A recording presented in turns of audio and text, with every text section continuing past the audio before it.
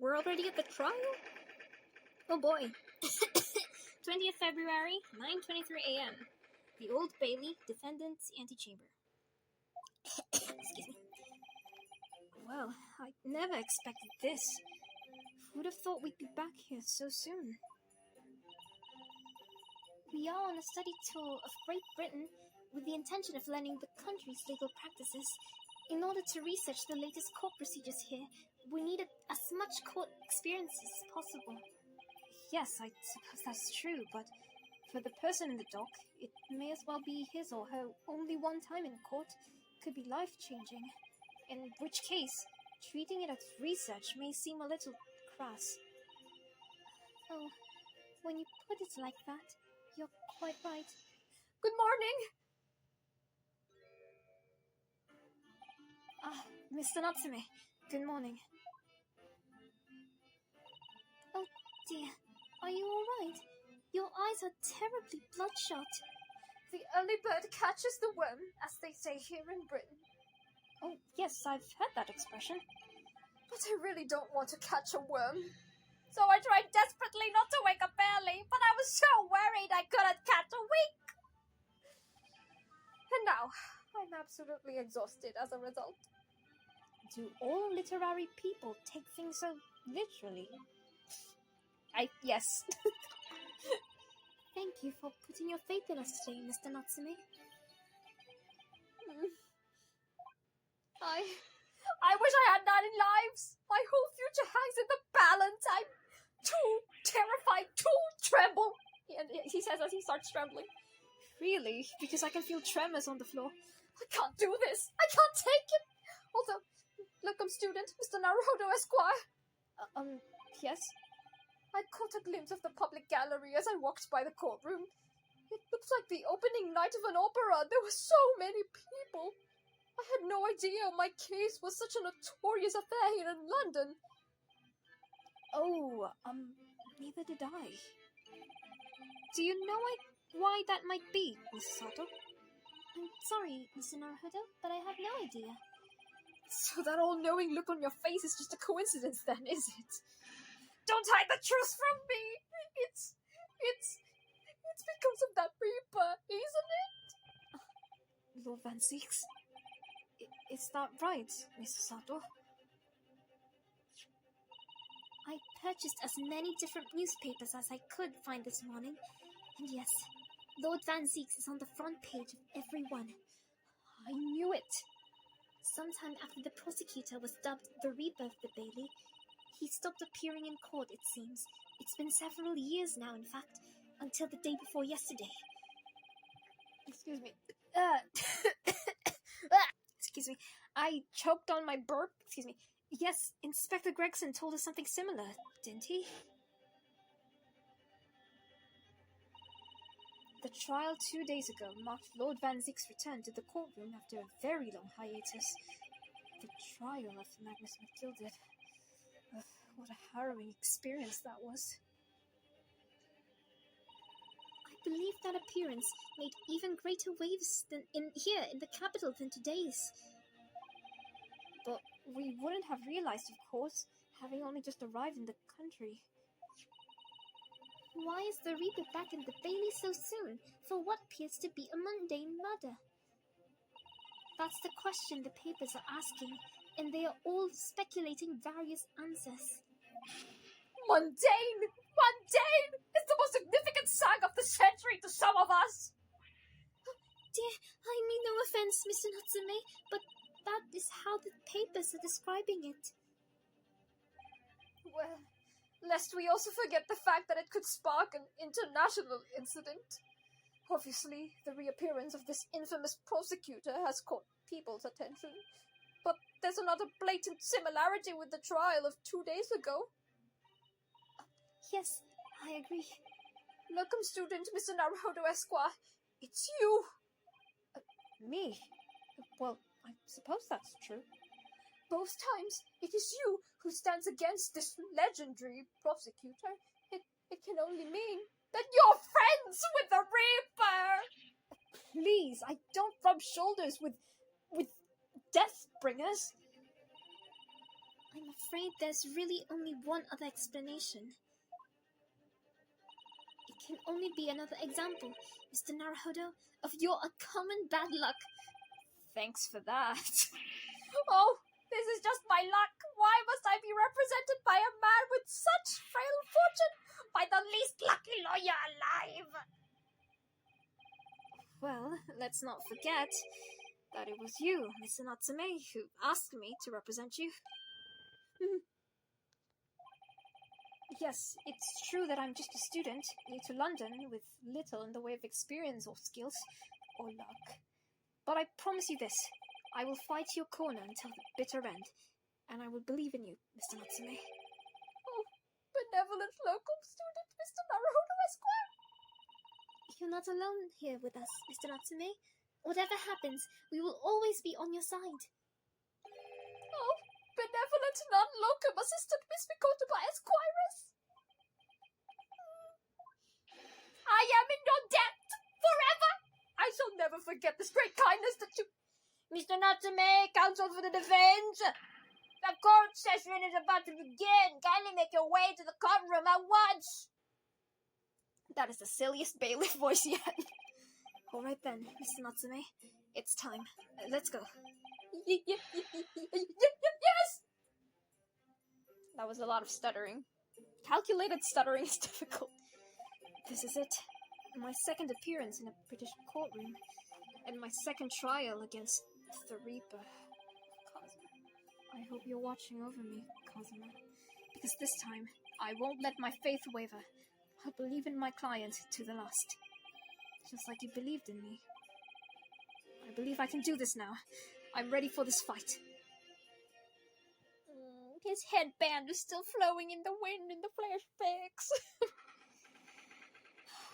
Oh my god, I'm not ready. I'm gonna do antics again.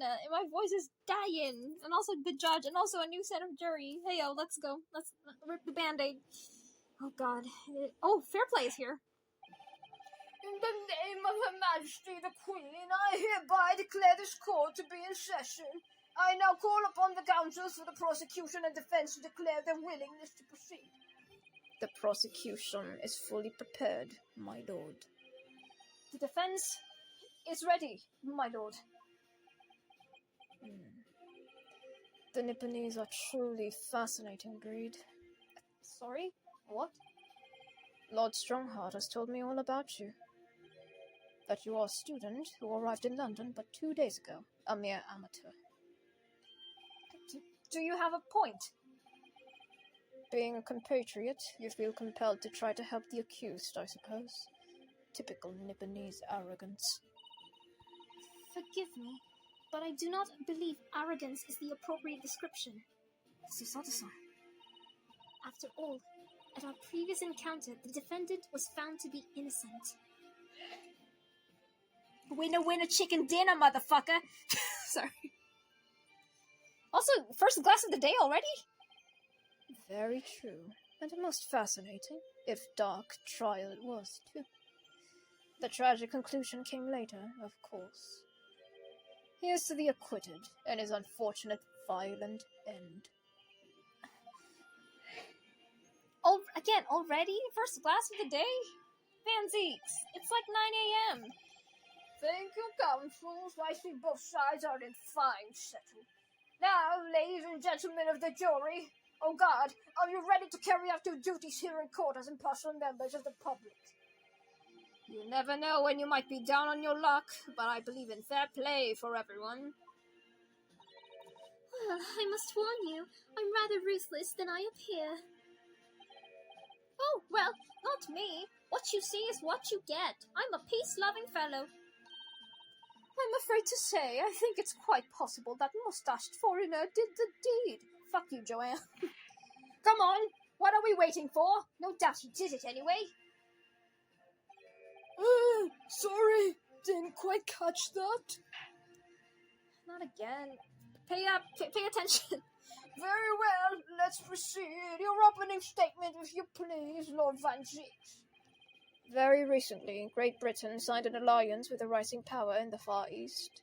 The accused Cinder Dock today is a student from that same land, a certain Mr. 𝙩𝙝𝙨. And while our country has extended this foreign student the warmest of welcomes, regrettably, the kindness has not been returned. In fact, this student is accused of a most sinister act, of plunging a knife into the back of an innocent woman who was doing nothing but walking down the street. A knife crime? I tell you from bitter experience, those are the worst. Bloody oath they are. Shut the fuck up, carefully. Just look at that sallow complexion and short stature. He's one of those dreadful Japanese— Oh no, you don't say that. Come on, let's get this over with me now, everyone. 1, 2, 3. Sorry, didn't catch that. Pay attention, juror number 6. Pray, forgive the discourtesy of smashing my hallowed chalice here in the great chamber. Allow me to call the first witness to the stand. Oh God, we have witnesses too. Very well, bailiff, lead the inspector in, please. Oh, it's Gregsy. Oh shit, sorry, I pressed something. Hey, Gregsy. Your name and occupation, please. Yes, sir. Tobias Gregson, Detective Inspector, Scotland Yard. Would you please surmise the events of the case for the court, Inspector? The victim is ought to be a young woman in her 20s by the name of Olive Green. I beg your pardon, Inspector. Thought to be? Yes, I've been stabbed in the back by an attacker's knife. The victim fell unconscious. That was 3 days ago now, and she's been in a comatose ever since. What? So they don't even know who she is for sure? Comatose, I see. But her life is not in danger. Fortunately for the East student, the charge will not be murder. Pray, elaborate on the details, Inspector. Sir, if I could ask everyone to look at this street map. As I mentioned, the incident took place 3 days ago, at around 5 in the afternoon. It happened on the pavement running alongside Briar Road, a wide thoroughfare for horse-drawn vehicles. It had not long stopped snowing. It had not long since stopped snowing as the victim, Miss Green, was walking down the street. Out of the blue, she was approached behind by the accused and stabbed in the back. Luckily, the young lady's life was spared, and she's currently being treated in one of the city's hospitals. But being unconscious as she is, we've been unable to take a statement from her, of course. This is the case file with everything we need to know, everything we know about the victim so far. Thank you, Inspector. The court will accept the documents as evidence, if you please. Okay. Case file. What of the weapon that was used? Sir, we have that here. It was removed from the victim's back. Ouch. That big thing is starting to make me scared to walk down the street now. With a heavy blade like that, almost anybody would have been able to stab the poor woman. Even the scragged-looking 𝙩𝙝𝙨, I suppose. A common or garden jackknife, I would say, rather nondescript. Thank you, Inspector. The court accepts this as evidence. Jackknife? Without space? Jackknife? Now then, what do we know of the motive? Money or valuables, I presume? From what we can tell by looking at the woman's possessions, it seems she's a poor student herself. Hard to imagine she would have anything much worth pinching, my lord. I see. Well, in that case, we are looking at some deep-seated resentment towards the victim. I'm afraid I couldn't say. Apart from visiting second-hand bookshops, the defendant, Mr. Natsume, doesn't appear to get out as much. At this moment in time, we haven't been able to establish any sort of connection between him and the victim. Yes! That's right. Oh, my hands. If theft and grievance have been ruled out as a motive, what reason could Mr. Natsume possibly have had for stabbing the young woman? Yet you arrested the man in spite of that, in a totally unjustified and heavy-handed way. Objection! Oh god. Don't throw the bottle! No! Pray, forgive the discourtesy of flinging a freshly uncorked bottle into the public gallery. But your words have soured its hallowed bouquet. I think it's a bouquet. For it is you, my learned friend, who is being heavy-handed here. What? Scotland Yard does not arrest people without good cause. That should be beyond question. Inspector Gregson, the prosecution calls for your formal testimony. Explain to the court precisely why the constabulary came to arrest a Nipponese student. Yes, sir! Witness testimony. We're gonna get our first one. As I said, it was 5 o'clock in the afternoon when the incident occurred, and there was an unusually light fog. Visibility was reasonably good, and there was no one else about but the victim and the accused. Out of the blue, the victim was stabbed from behind and subsequently collapsed on the pavement. The accused ran off, scattering his belongings all over the floor. Thus being a number of old books he just bought. He was on his way from a bookshop, it seems. It was just a matter of working out who the books belonged to, and we found the bloke to arrest him. His cockney's disappearing by the minute. I'm so sorry, Gregsy. Old books, you say? Yes, my lord. I have a photograph here of the scene of the crime, taken immediately after the incident. Ah, yes, I can clearly see the books to which you are referring. I will take that photographic print as evidence, please, Inspector. Got it. Poor Olive. You Nipponese are a spineless breed, too cowardly to admit defeat. Denying everything despite overwhelming evidence to the contrary. Well, Forgive me, Lord Van Zieks, but the defendant is not denying everything, as you put it. What are you doing, Mrs. Otto? Do go on.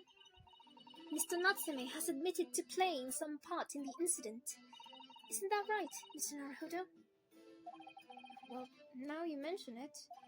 When we visited him in the prison yesterday, he did tell us what had happened.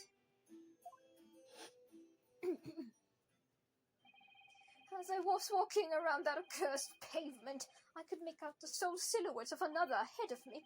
A woman, wearing a green overcoat she was, and just as I went to overtake her, she suddenly let out a little scream and collapsed on the cold, hard slabs of stone at my feet. I was terrified. I had to get away from there. So I ran, as fast as my legs would carry me back to my accursed lodgings.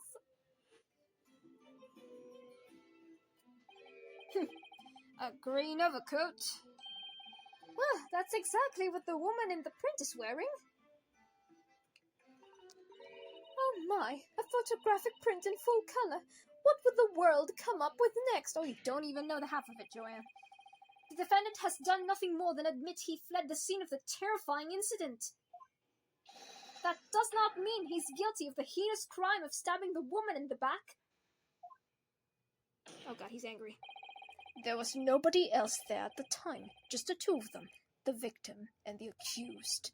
In other words, there is nobody else who could have possibly have stabbed the woman. A fact that the accused concedes.